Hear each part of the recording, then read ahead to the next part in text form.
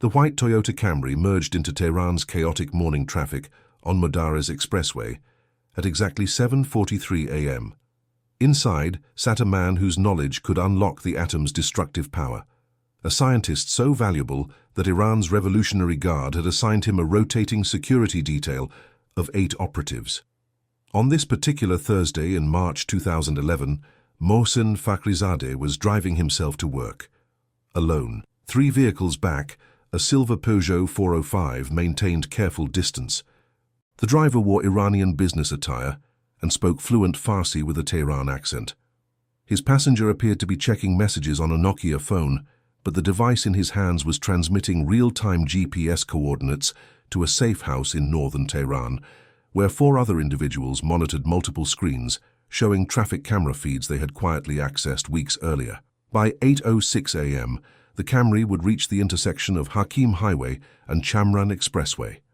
That intersection, Mossad analysts had determined after 6 months of surveillance, represented a 17-second window of opportunity. But Fakhrizadeh had survived this long by trusting his instincts. And on this morning, something felt wrong. The mission to kidnap Iran's chief nuclear scientist from the heart of Tehran was born not from sudden inspiration, but from methodical desperation. By late 2009, Israeli intelligence had concluded that targeted assassinations alone would not stop Iran's nuclear program. The scientists could be replaced. The knowledge, however, resided in one man's brain. Mohsen Fakhrizadeh wasn't just another physicist. He was the architect, the engineer, the singular mind who understood how every component of Iran's nuclear weapons program fit together. To Western intelligence agencies, he was the Iranian Robert Oppenheimer. To the Mossad, he was an intelligence asset worth any risk to acquire. The man himself had become a ghost long before anyone planned to snatch him. Born in Qom in 1958, Fakhrizadeh had joined the Revolutionary Guard shortly after the 1979 Islamic Revolution. He earned his doctorate in nuclear physics from Imam Hussein University, an institution reserved for Revolutionary Guard officers. By the mid-1990s, he headed AMAD, the code name for Iran's nuclear weapons development program. Western intelligence knew his name. They knew his role. What they didn't know was what his face looked like. Iran had scrubbed his image from every database. No photographs existed in public records. Guards at nuclear facilities were prohibited from carrying cameras. His own colleagues at Imam Hussein University were forbidden from photographing him, even at official functions. This invisibility presented the first challenge. You cannot kidnap what you cannot identify. The breakthrough came from an unlikely source. In August 2010, an Iranian nuclear technician who had worked peripherally with Fakhrizadeh defected through the Turkish border. Debriefed by CIA officers in Ankara, the technician provided something beyond technical specifications and facility layouts. He provided patterns. Fakhrizadeh lived in a secured compound in Absad, a small city 30 miles northeast of Tehran in the Alborz Mountains. He traveled to work at Imam Hussein University and occasionally to the Defense Ministry complex in central Tehran. He drove himself sometimes against security protocols because he trusted his own awareness over that of any bodyguard. He varied his routes, but human behavior, no matter how cautious, creates patterns over time. The defector's information reached Mossad headquarters in Tel Aviv within 72 hours. By September 2010, a small team had been assembled. They called it Operation Orchard Keeper, a deliberately bland name for a mission that, if successful, would represent the most daring intelligence operation since Eichmann's capture in Buenos Aires 50 years earlier. The operational plan developed in layers over 6 months. First, establish presence. Mossad recruited a network of assets inside Iran, some knowing they worked for Israel, others believing they served Iranian opposition groups or Western human rights organizations. These assets were not asked to do anything dramatic. One rented a shop along Mossad Expressway. Another found work as a traffic camera maintenance contractor. A third enrolled in administrative courses at Imam Hussein University. Each performed mundane tasks while feeding fragments of information outward. Second, confirm the target. Without a photograph, Mossad needed biometric confirmation. Intelligence officers examined satellite imagery of Fakhrizadeh's compound, mapping entry and exit patterns. They cross-referenced these movements with signals intelligence intercepted from Revolutionary Guard communications. They tracked vehicle registrations linked to Defense Ministry personnel. By December 2010, they had narrowed Fakhrizade's vehicle to 3 possibilities, all white sedans. A technical team modified traffic cameras along his suspected routes to capture higher-resolution images of drivers' faces. These images were analyzed using facial recognition software trained on the single known descriptor they possessed, a physical description from the defector who had seen him twice briefly in 2008. By February 2011, they had their confirmation. The man in the white Camry was Mohsen Fakhrizadeh. Third, identify the window. Kidnapping someone in Tehran presented challenges that made previous Mossad operations look simple by comparison. Iran's capital held 8 million people and an omnipresent security apparatus. The Revolutionary Guard operated checkpoints throughout the city.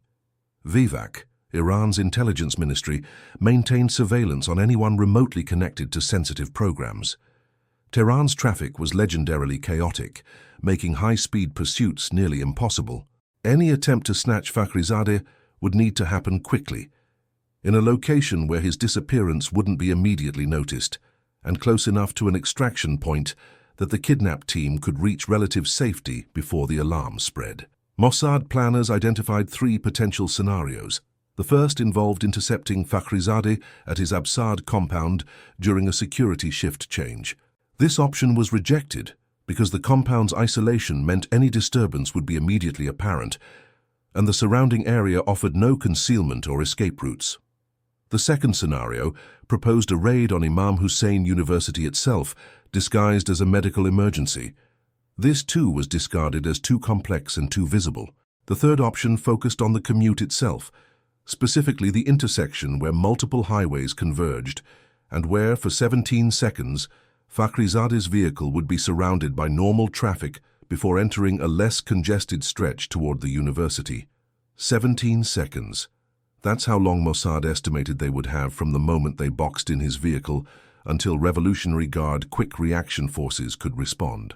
The extraction route had been planned with surgical precision.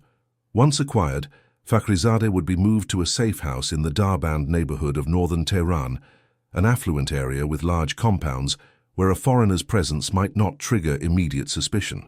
The house had been purchased 18 months earlier through a shell company registered in Dubai, ostensibly as a vacation property for wealthy Arab businessmen. Inside, a hidden basement had been constructed during renovations, accessible only through a false wall in the kitchen. Fakhrizadeh would be held there for 48 to 72 hours while Iran tore itself apart searching for him. The next phase required the most audacious element of the entire operation. Mossad planned to smuggle Fakhrizadeh out of Iran, not through the obvious routes, the Turkish or Iraqi borders, where Iranian security remained vigilant, but through the Turkmenistan border to the northeast. A small aircraft would be waiting at a remote airstrip near Mossad, Iran's second-largest city, approximately 550 miles from Tehran. The plane, registered to a Turkmen agricultural company that existed only on paper, would fly Fakhrizadeh across the border at low altitude, below radar coverage, to a landing strip in Turkmenistan, where a CIA extraction team would be waiting. It was a plan that required perfect timing, absolute secrecy, and luck. Intelligence operations rarely have all 3. By early March 2011, everything was in position. The Safe House team had arrived in Tehran over a 6-week period, entering on various European and Asian passports, each through different entry points. The drivers who would execute the kidnapping had been rehearsing the intersection maneuver on empty roads outside the city at night, timing their movements down to the second. The Mossad team had confirmed the airstrip was accessible and unmonitored. In Tel Aviv, Prime Minister Benjamin Netanyahu had been briefed and had given provisional approval, contingent on final confirmation that operational security remained intact. Then, on March 9th, a message reached the operations center from an asset inside Iran's defense ministry. Revolutionary Guard intelligence had detected unusual activity around Fakhrizadeh's routes. They didn't know what, specifically, but increased surveillance had been ordered. Security protocols were being modified. Fakhrizadeh's travel patterns were being altered. The question facing Mossad leadership became urgent and binary. Proceed immediately, before the window closed completely, or abort and wait for another opportunity that might never come. The decision was made to proceed. On March 17th, the team in Tehran received final authorization. The extraction would happen during Fakhrizade's Thursday morning commute. Weather forecast showed clear conditions. Traffic patterns indicated normal congestion levels. The Mossad plane was fueled and ready. At 7:43 a.m. on that Thursday, Mohsen Fakhrizade's white Toyota Camry merged onto Modaris Expressway. The silver Peugeot followed at the prescribed distance. Two additional vehicles, a black Renault and a blue Nissan, positioned themselves ahead of the target, ready to execute the box maneuver at the critical intersection. In the safe house, monitors showed all vehicles in position. Communications remained silent, per protocol. Everything depended on synchronized precision, but Fakhrizadeh, who had survived numerous threats through a combination of paranoia and intuition, noticed something as he approached Hakim Highway. The silver Peugeot behind him had maintained exactly the same distance for 12 minutes, not following closer, not falling back, exactly the same distance. In Tehran's anarchic traffic, such consistency was impossible unless intentional. He accelerated suddenly, cutting across two lanes. The Peugeot hesitated, just for 2 seconds, then followed. That hesitation confirmed Fakhrizadeh's suspicion. He grabbed his phone and pressed a speed dial number that connected directly to Revolutionary Guard operations. In the safe house, monitors showed the Camry's erratic movement. The team leader, a veteran of operations in Beirut and Damascus who spoke into his encrypted radio in Hebrew-accented English, made the call that every operator dreads. Abort. Target is aware. Abort and scatter. The three vehicles peeled off in different directions. The safe house team began emergency destruction of equipment and documents.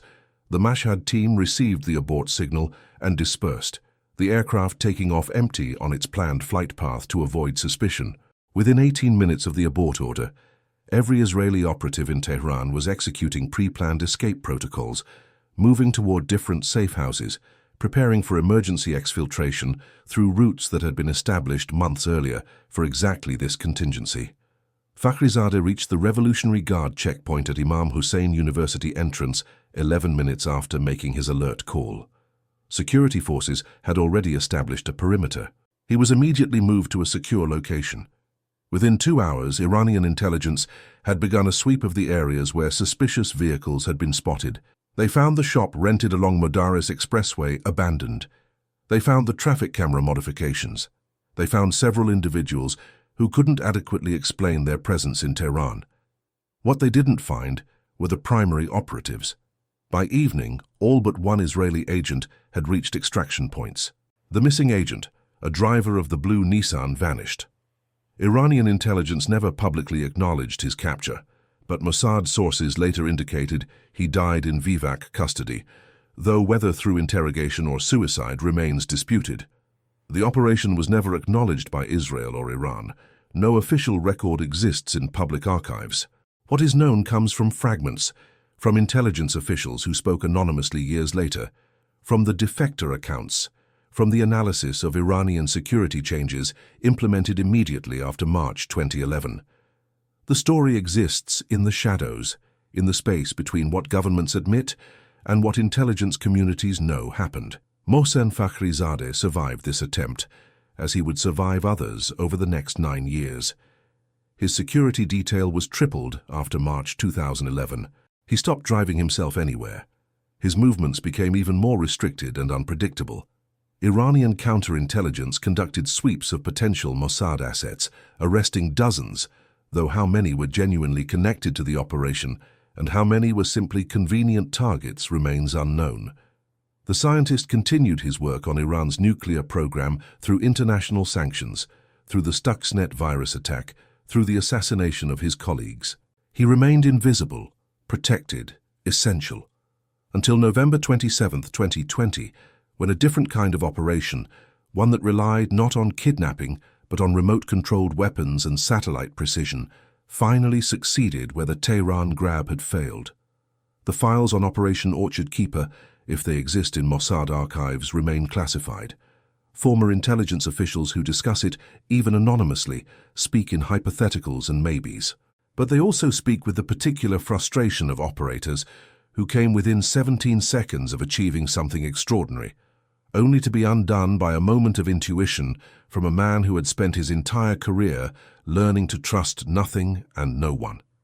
In the calculus of intelligence operations, the question isn't always whether a mission succeeded or failed. Sometimes the question is whether the very attempt changed the equation, whether forcing an adversary to look over his shoulder, to alter patterns, to invest resources in protection rather than advancement, achieves the strategic goal even without capturing the target. Fakhrizadeh's increased security after March 2011 came at a cost.